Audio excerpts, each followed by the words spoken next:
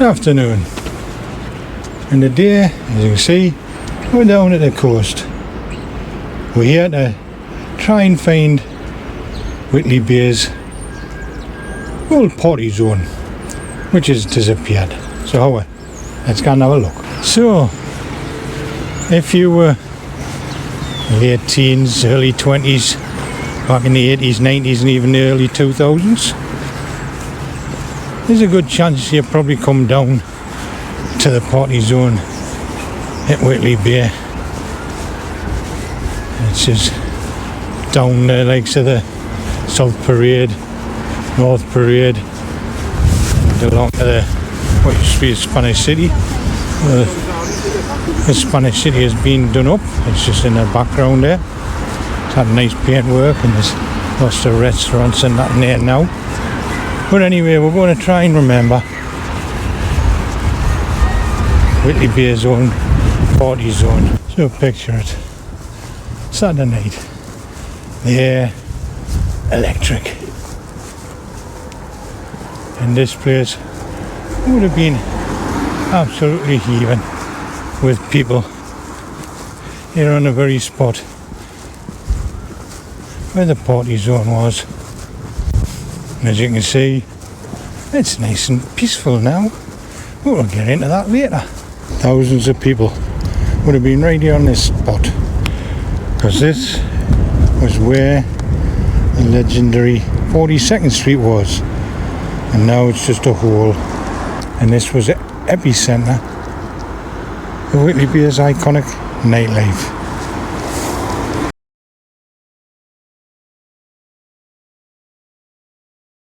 And for a while, Whitley Bay arguably rivaled Newcastle as the place to be on Tyneside.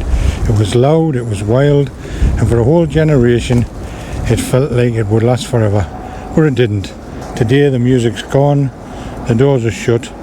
So what happened to Whitley Bay's nightlife, and why did the party have to end?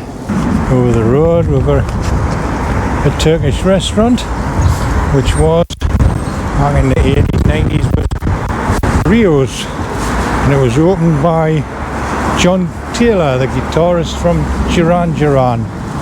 At the height of their fame, he was actually a local lad from Cullercoats, and I think it opened in 84, and it was even the night it opened because Simon Le Bon turned up and he was mobbed, as you would think.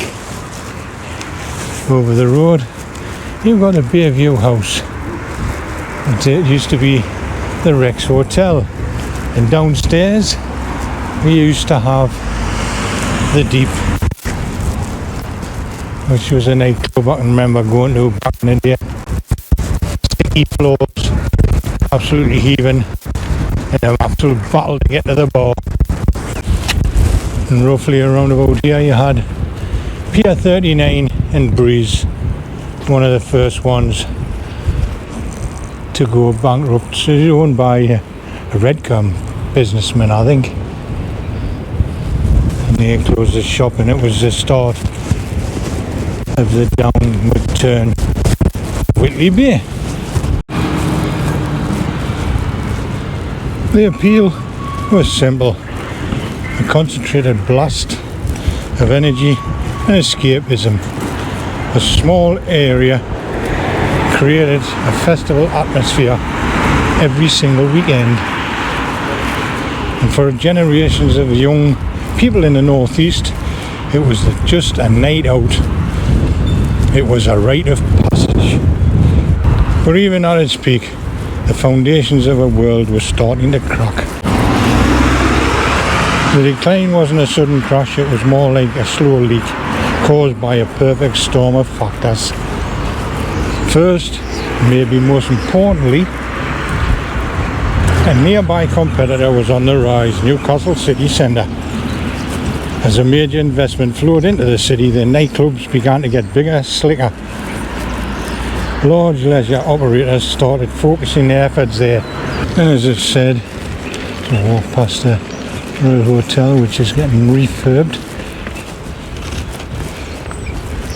The drinking crowd of Whitley Bay started going to Newcastle, and the crowd began to drift away. And secondly, social habits changed. The rise of cheap flights to Europe meant that stag and hen parties that were the lifeblood of Whitley Bay weekends started to choose Prague or Benidorm over the northeast coast. And finally, there was the town's reputation. Years of being the party capital came with a price tag. Story of fights, antisocial behaviour became all too common, and this led to more police attention and pressure from local authorities.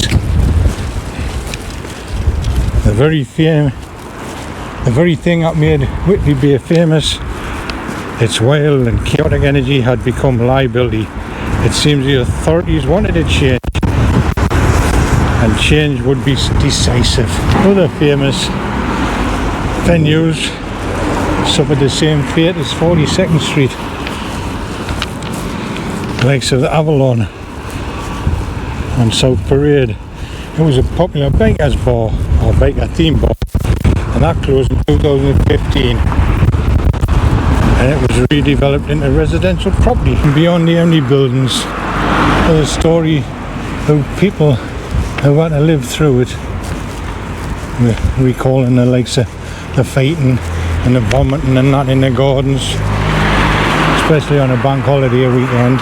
While nostalgia holds an energy, they would prefer the more quiet middle class life they live now, instead of a binge filled bell ends back in the day. The town was adapting, with a party crowd going business because couldn't invest, but for many it felt like a managed decline. There was a widespread feeling that authorities grew tired of the town's reputation and systematically dismantled the scene. It's true that the council's licensing policy included a cumulative impact assessment, a tool used to limit new alcohol-led venues in the area, like Whitley Bay, to prevent crime and disorder. The strategy worked. The stag and hen parties are gone and the streets are now quiet. So what now for Whitley Bay? Now the party is over. Well, it's been reinvented. The promenade's been tidied up. Spanish City has been tidied up. It's a nice place to come, even on a cold day like today, although it's nice and sunny. It's still a bit cold, but